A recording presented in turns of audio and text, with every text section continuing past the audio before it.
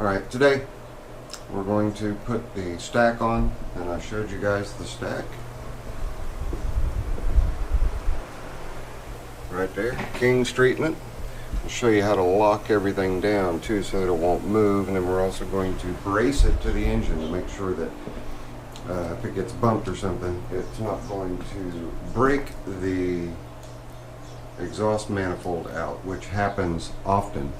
And I placed the microphone in the wrong way. I've already checked this for AC voltage with the engine running, and I've got 22 to 24 volts putting out, so I know that it's most likely the regulator or rectifier.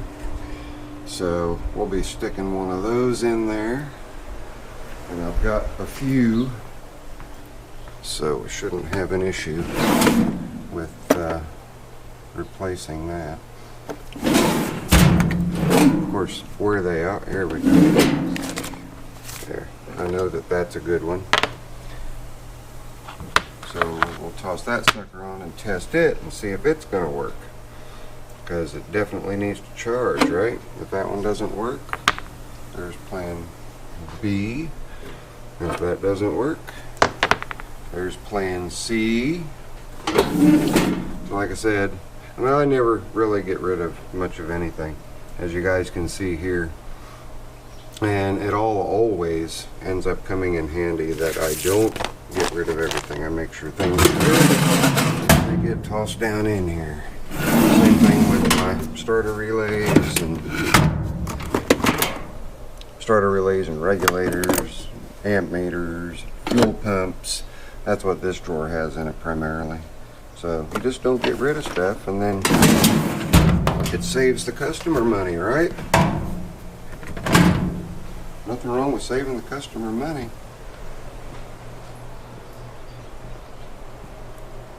So stay tuned. We're going to get busy on this one, and then we're going to get busy on this one, and then Sean can come pick them both up. I'll see you guys in a minute. Alright gang, we put the bucket up in the air.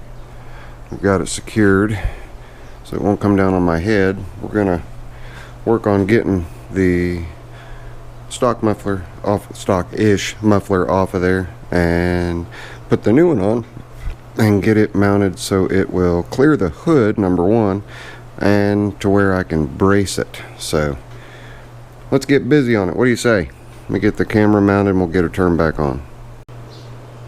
Alright gang, living in a perfect world, I will loosen the lock ring that's on this, and this should not have been completely tightened before the lock ring was cinched down. We'll see if whoever put this on, because it has been recently replaced. We'll see if that'll come loose. Fingers crossed. At least the lock ring's back on. It gives me hope.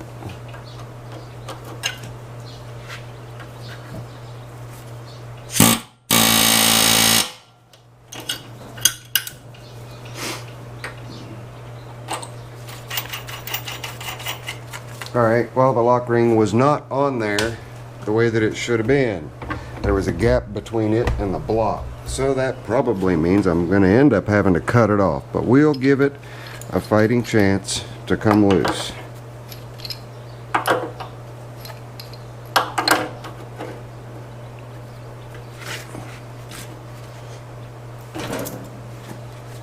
Let's get a cheater.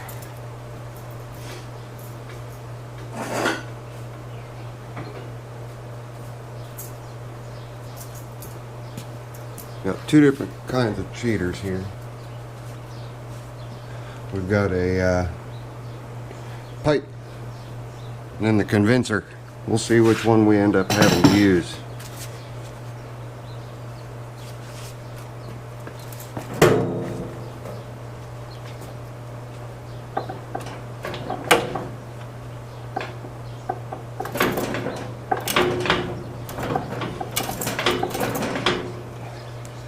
It's actually moving. Let me fight this for a couple minutes and I'll get the camera back on. Alright, let's get this done. What do you say? Getting the old muffler out was one of the more difficult. I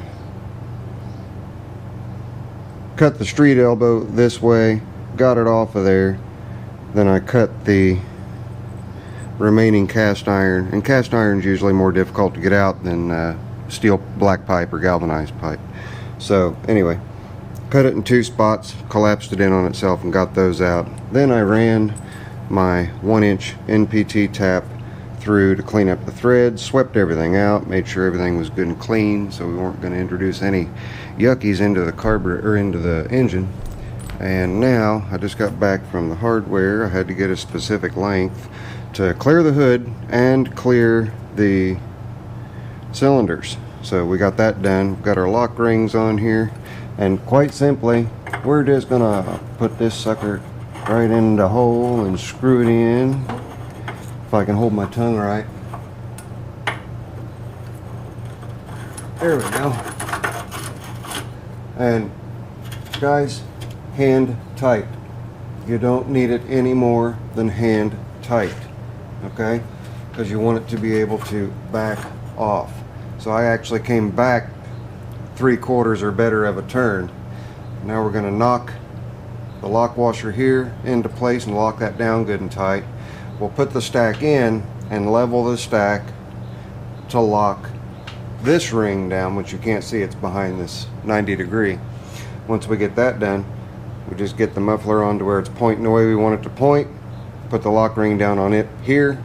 And I will show you, the only thing that's going to muffle the sound of the muffler is this is a piece of plate steel with a washer, or just a piece of plate steel with a big hole in the middle and 6 holes on the outside, just to muffle it down, but it still gives it a nice good drone, nice good tone. So once we get it installed,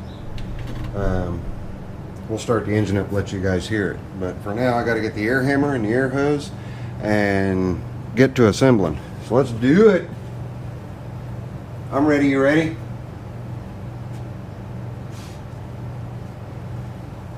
I know you're ready. And I know I'm ready. Sorta. Get the air hose and get my gloves on.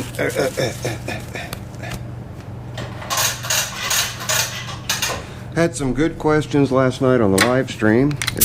It went quite well, as it usually does.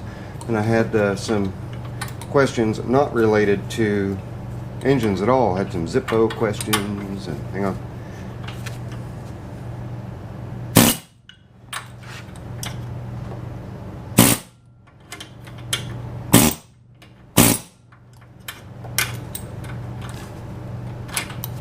There it goes. Now it's okay if I go ahead and tighten the inside one down, because I'll set my level here.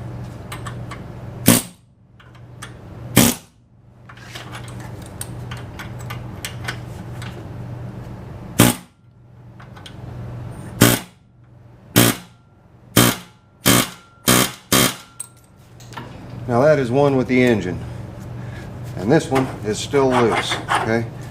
So we're going to get that one, get the level. Just use a cheap little torpedo level here. Go ahead and get this started in. Isn't that pretty? Okay, if I can get that hand tightened to come on around. Yeah, we'll be all right there. Nope. Not quite coming around as far as I want it to, so we're going to come back to right there. And let me get this lock ring in motion. There we go. And I'm just, you guys can't see it, I'm looking at the tip. I'm just making sure that the tip is coming straight out at 90 degrees to the tractor. And then I'll hold that still and tighten that lock ring down. Come on, Chisel, stay put. Come on.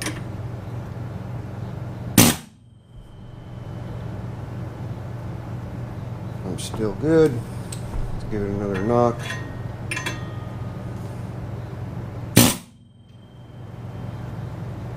Still good. Drive it home. So now the only one that we have left that's loose is the one behind this elbow. Get our level up here, get it leveled up, and then we can tighten that lock ring down. Let me get it loosened up here.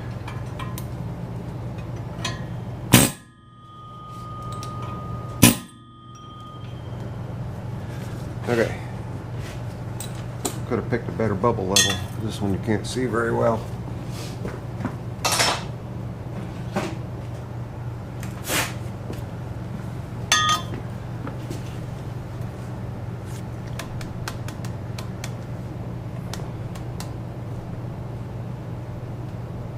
Okay.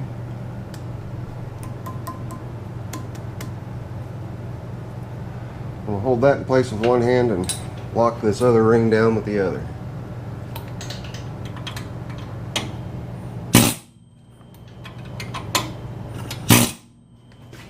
See if we're still level. We are still level. Now we'll drive it home.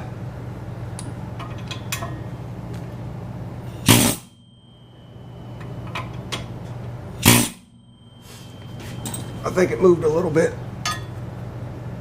It did.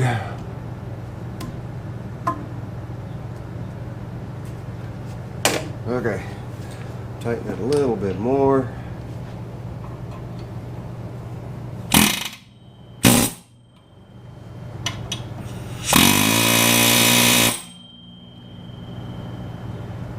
There we go. It is one with the tractor now. Now what I have to do is, let's pan back down here. Now what I have to do is to make a brace. That's gonna, you can't see it. Hang on. Make a brace that comes off the head with these bolts that are bolted into the block. Bring that over and brace the muffler so that it will not get knocked off and break the block out down here. Down here is where you'll break the block out every time if you don't have these braced. So let me get the brace ready, and after I get the brace ready, we'll get back into shooting the video. So hang on. Alright, so where are we at? We have got the bracket made. You take a look at the brace, and then you see that I rounded that there to match the curvature of the pipe so that that'll nest right in there real nice. I'm going to have two clamps on there, and then these two bolts here I'll pull out. This will set in place of that bracket. I'll give Sean the bracket in case he ever needs to pull the engine. And it will sit just like that. Come across. I have 1 3/4 inch clearance on the hood with the hood down. So I've got about 3/4 of an inch to the top and 1 inch to the bottom, and that'll get clamped securely, like I say, right there. So all I've got left to do right now is just blow 2 holes through this for the brace. So let's get over to the drill press and get that done. Now, one of the best inventions has actually been out for a very long time, and that's these spring-loaded center punches. Now, this happens to be a Starrett, and it's the deluxe model that you can actually change the tips on. Put different types of tips in, straight line, circle, and all kinds of tips. So, but that's the only tip I have. So I'm going to find my centers for where these holes need to be by clamping that on there. Going ahead and clamping that on, taking those 2 bolts out, and I'll just slowly move it, and then I'll get my center punch, then we'll go to the drill press. When you're drilling and you need a good size hole, like a big hole, you always want to pilot drill first. Pilot drill just makes life a lot easier on you and a lot easier on your bits. If you try to blow through, and I'll show you the reason why you want to do that. And I'm going to exaggerate it just so that you can see what I'm talking about. So I'm going to grab this bit, and you can see the cross section. When I say cross section, you see the 2 flutes. The cross section that's going this way is really small, real small contact patch. Alright? Then you go to the larger bit, and you see how long that contact patch is. You want to put a drill bit in there that is going to be just slightly bigger than that contact patch, so that the drill bit, the bigger drill bit, is not having to work as hard to get the hole started, because the hole's already started for you. Two-step process. Always, always, always drill a pilot hole. So we've got our smaller bit in here, and we have the bit that we're going to be using for the holes to bolt the brace down to the head.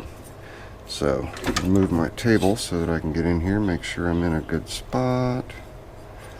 And when you're using a block of wood or something like that, make sure that you're drilling on a good flat surface that hasn't been drilled yet. That's why there's a bunch of holes in this all over everywhere. The reason you do that is so that you don't have a blowout in the bottom where you've got to do a lot of filing and grinding and stuff like that to smooth it out. This way it still has a solid surface that it's still trying to penetrate through, so that'll come off a whole lot cleaner back there.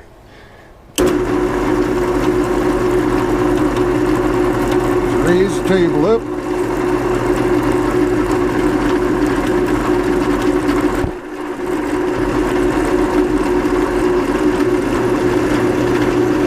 And then always back off a little bit to break your chip. In, break your chip. In, break your chip. And there you go. Nice and smooth on the back. You got that pilot hole done. Keep your work surface clean too.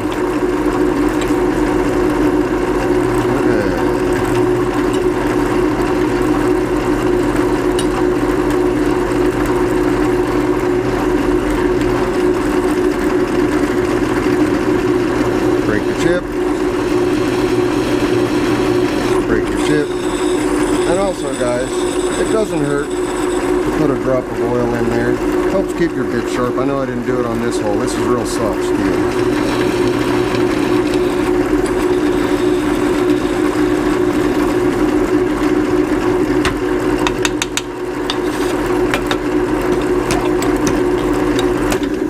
And also never grab the bit to clean the bit while it's spinning. But we're good and smooth there. Now we can step up to the larger bit. Big bit, big bit. I'm going to cut it now. It's pretty much self-explanatory. The big bit will now follow those two holes, and I'll just blow right through them, and we can get this bolted and mounted up, just to keep the video kind of short.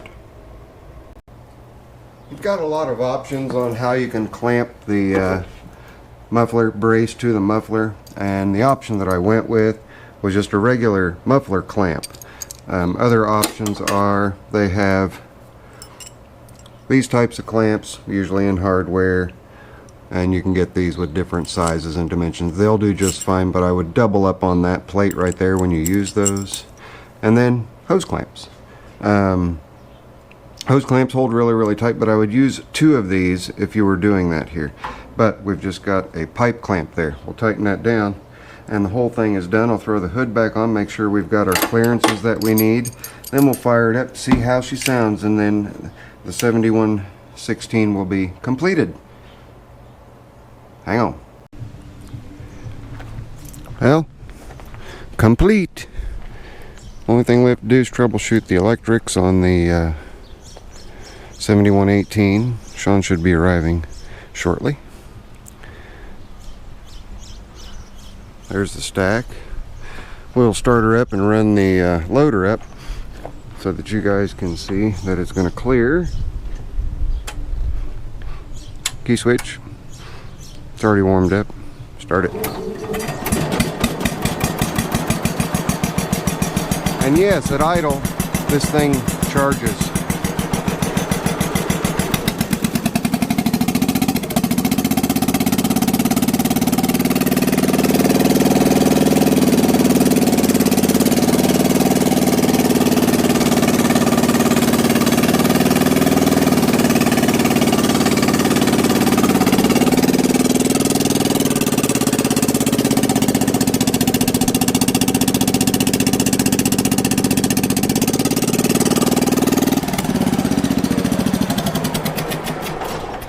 So there we go.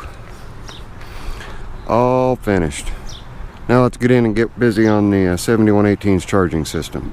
So that's going to conclude the 7117. But I will turn the camera back on when Sean gets here so that we can get his take on what he thinks about the job. So we'll catch you guys in just a little bit.